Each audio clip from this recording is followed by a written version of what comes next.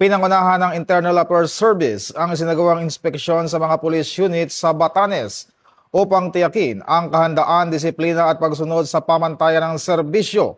Personal na sinuri ni IAS Inspector General Brigado Dulay ang kondisyon at operational readiness ng mga police units sa ilalim ng Batanes Police Provincial Office, kabilang ang Basco, Ibana, Uyugan at Mahataw Police Station at Batanes Mobile Force Company.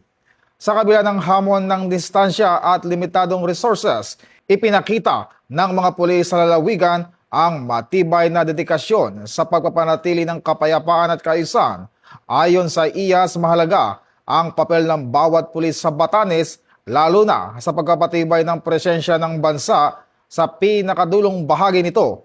Nananatiling misyon ng mga kapulisan ang patunay ng kanilang tuloy-tuloy na serbisyo para sa bayan hanggang sa pinakadulong teritoryo ng bansa. Ito ang bagong PNP para sa bagong Pilipinas, serbisyong mabilis, tapat at nararamdaman.